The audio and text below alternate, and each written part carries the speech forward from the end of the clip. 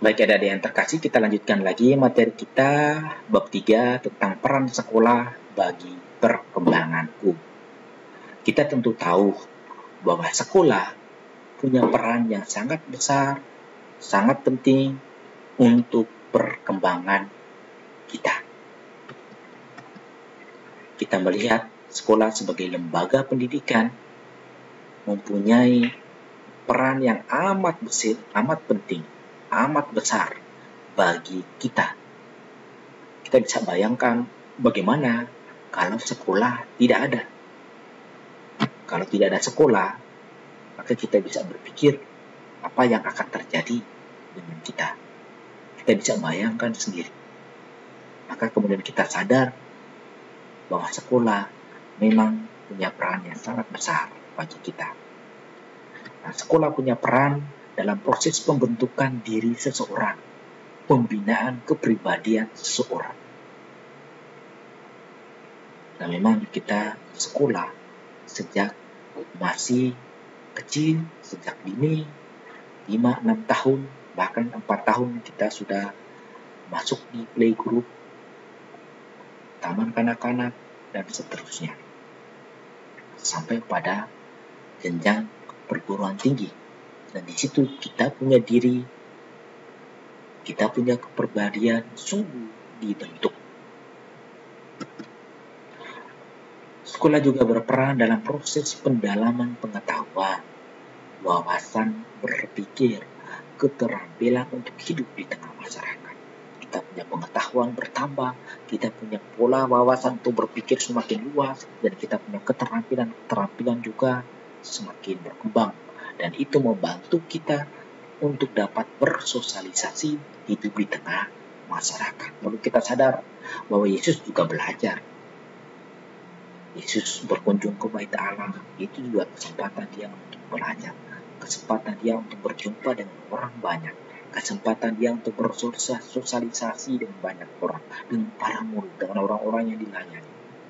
Disitulah Yesus sebagai guru, tapi juga pada saat sama dia juga belajar. Kita lihat dokumen Konsili Vatikan II tentang pendidikan Katolik dalam dokumen bernama Gravissimum Educationis, mengajarkan tentang hak semua orang atas pendidikan dan juga tentang peran sekolah, yaitu tentang pendidikan Kristiani, tentang pendidikan Katolik. Artikel ke-1 dalam dokumen Gravissimum Educationis tentang hak semua orang atas pendidikan diajarkan seperti ini. Semua orang dari suku, kondisi, atau usia manapun juga, berdasarkan martabat mereka selaku pribadi, mempunyai hak yang tak dapat diganggu-gugat atas pendidikan yang cocok dengan tujuan maupun sifat perangai mereka, mengindahkan perbedaan jenis, serasi dengan tradisi-tradisi kebudayaan serta para leluhur, sekaligus juga terbuka bagi persekutuan persaudaraan dengan bangsa-bangsa lain untuk menumbuhkan kesatuan dan damai yang sejati di dunia. Jadi, setiap orang dari suku, kondisi, usia, apa saja punya hak untuk mendapatkan pendidikan sesuai dengan kondisinya, sesuai dengan perangai, sesuai dengan jenisnya, tidak ada tanpa perbedaan jenis, serasi dengan tradisi-tradisi kebudayaan. Setiap orang punya hak atas pendidikan.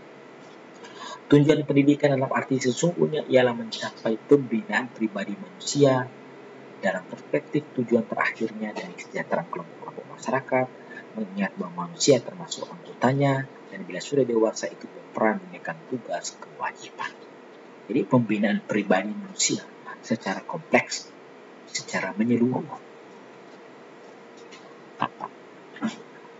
Lanjut lagi, dokumen ini mengatakan bahwa maka dengan memanfaatkan kemajuan ilmu pengetahuan psikologi, pedagogi, dan didaktik, perlulah anak-anak dan kaum remaja dibantu untuk menumbuhkan secara laras serasi bakat pembawaan fisik, moral, dan intelektual mereka. Dengan demikian, mereka setapak demi setapak akan mencapai kesadaran bertanggung jawab yang kian penuh. Dan kesadaran itu akan akan tampil dalam usaha terus-menerus untuk dengan seksama mengembangkan hidup mereka sendiri. Sambil mengatasi hambatan-hambatan dengan kebesaran jiwa dan ketabahan hati, mereka akan mencapai kebebasan yang sejati. Hendaklah seiring dengan bertambahnya umur, mereka menerima pendidikan seksualitas yang bijaksana.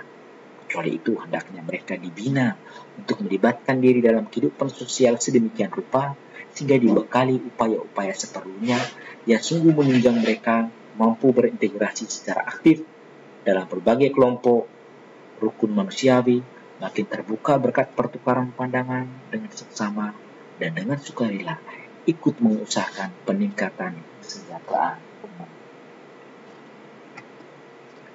Begitu pula Konstitusi Suci menyatakan bahwa anak-anak dan kaum remaja berhak hidupnya untuk belajar menghargai dengan suara hati yang lurus nilai-nilai moral, serta dengan tulus menghayatinya secara pribadi, pun juga untuk makin sempurna mengenal serta mengasihi Allah.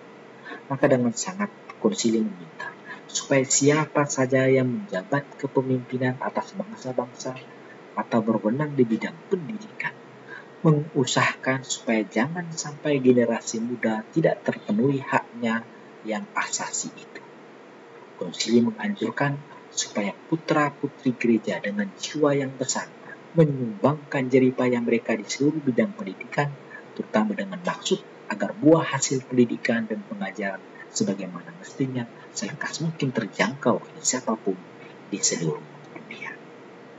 Jadi, konsili dalam dokumen ini mengajak supaya setiap orang mempunyai peran, mempunyai tanggung jawab, dan tidak boleh mengabaikan hak asasi ini, hak untuk setiap orang untuk mendapat pendidikan.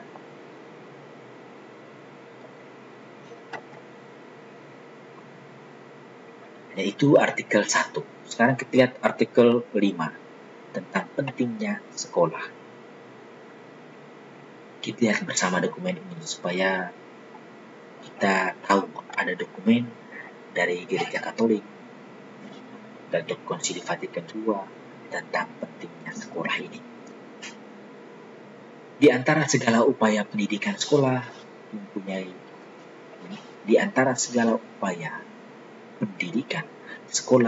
makna yang istimewa.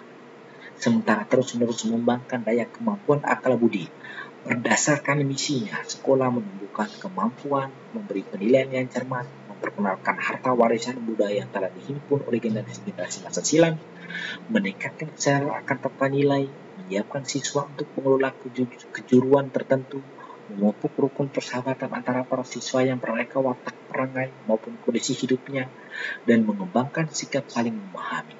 Kecuali itu, sekolah merupakan bagikan suatu pusat kegiatan kemajuan yang serentak harus melibatkan keluarga-keluarga, para guru, bermacam-macam perserikatan yang memajukan hidup berbudaya, kemasyarakatan dan keagamaan, masyarakat sipil, dan segenap keluarga manusia.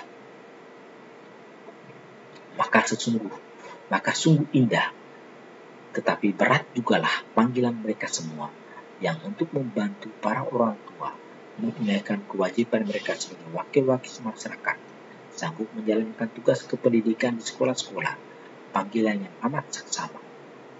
Panggilan itu memerlukan bakat-bakat khas budi maupun hati, persiapan yang amat saksama, kesediaan tiada hentinya untuk membaharui dan menyesuaikan diri.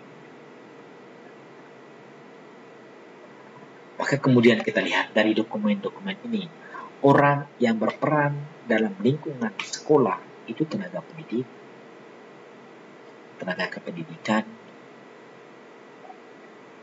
karyawan sekolah, orang tua, teman, atau sahabat. Tenaga pendidik ya langsung guru. Tenaga pendidikan orang yang tenaga yang bukan guru tetapi ambil bagian dalam kependidikan. Mereka semua punya andil. Ada yang memang tenaga ahli pendidik, guru itu sendiri, tetapi juga orang yang ambil bagian, tenaga-tenaga yang ambil bagian dalam kependidikan yang menunjang proses pendidikan. Kita lihat tujuan pendidikan seperti dalam dokumen tadi dikatakan bahwa pembinaan pribadi manusia yang seutuhnya, baik jasmani maupun rohani, baik sebagai makhluk pribadi maupun sosial, dalam keterarahan pada tujuan terakhir hidupnya. Itu adalah tujuan pendidikan. Dan di mana-mana begitu banyak usaha yang dilakukan untuk meningkatkan kualitas pendidikan. Misalnya pembaruan kurikulum, pembaruan metode pembelajaran, sarana pembelajaran, dan lain sebagainya.